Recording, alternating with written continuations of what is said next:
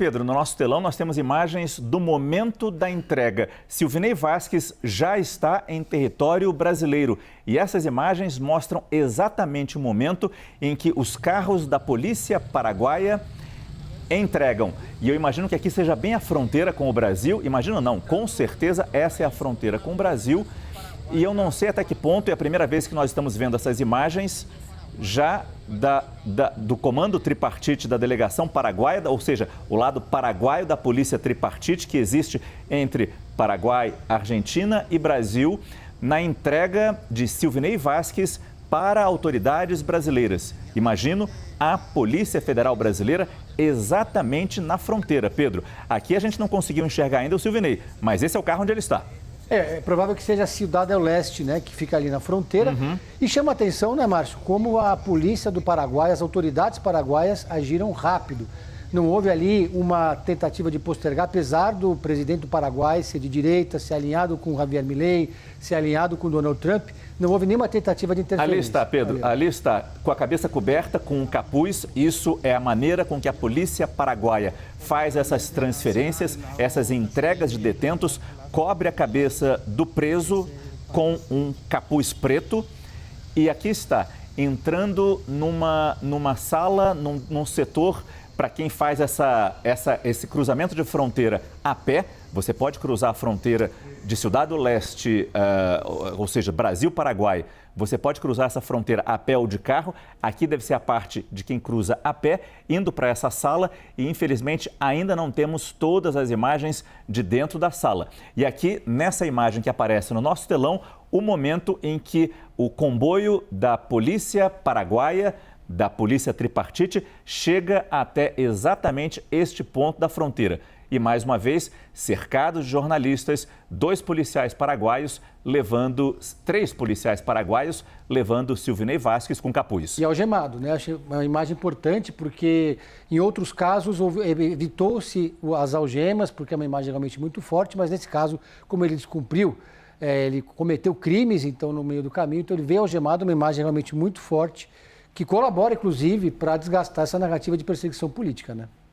Pelo menos um crime claramente para a polícia paraguaia ele cometeu. Usaram um passaporte que não era dele para tentar embarcar num voo para o exterior. Daí a necessidade ou a justificativa desse uso da algema na chegada, como bem observa Pedro Venceslau. A informação que nós temos é que ainda hoje, nas próximas horas, ele vai embarcar num voo para Brasília. A Polícia Federal tem os seus aviões próprios. Esse avião já pode estar em deslocamento em direção à Foz do Iguaçu, o aeroporto mais próximo da fronteira Brasil-Paraguai, onde vai embarcar Silvinei Vasquez, ex-diretor-geral da Polícia Rodoviária Federal, num jato da Polícia Federal rumo a Brasília. Precisamos confirmar ainda a hora dessa transferência, mas essa imagem é bastante marcante.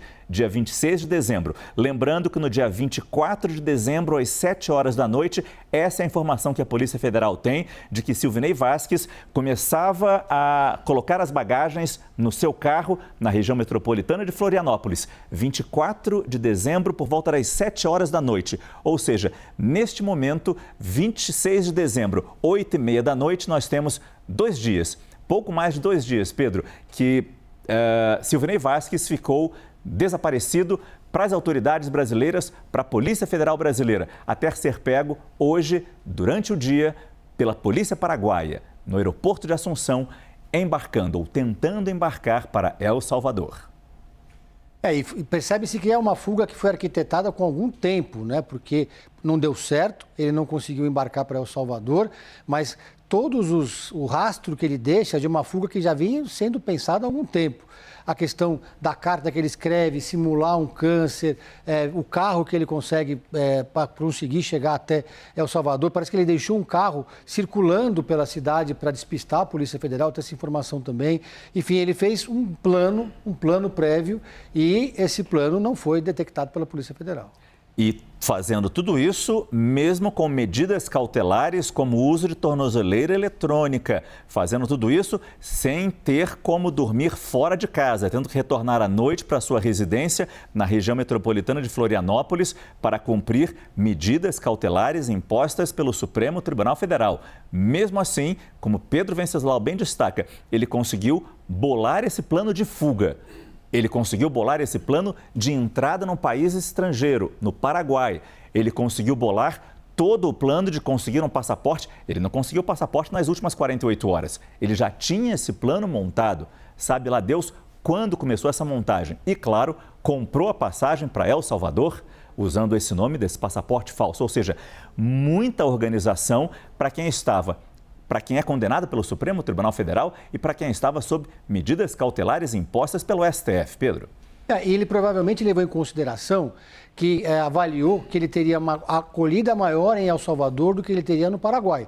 O presidente do Paraguai também é de direita, aliado de Javier Milei, aliado de Donald Trump, mas existe uma outra relação muito mais próxima, atualmente pelo menos, há um momento de reaproximação, inclusive, do Brasil com o Paraguai, do presidente Lula com o presidente do Paraguai. Porque ele poderia ter optado por um outro caminho, ido para o Paraguai, pedido asilo político, pedido para que não fosse extraditado no país.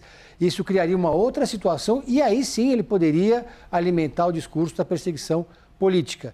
A imagem não seria tão forte. Ele poderia, inclusive, bater na porta da Embaixada de El Salvador em Assunção. Seria um caminho, me disseram hoje, que era uma opção que seria mais fácil para ele. Ele poderia estar, nesse momento, em Assunção, protegido pela diplomacia local, porque você não pode entrar numa diplomacia. A Embaixada é um espaço de outro país ali dentro.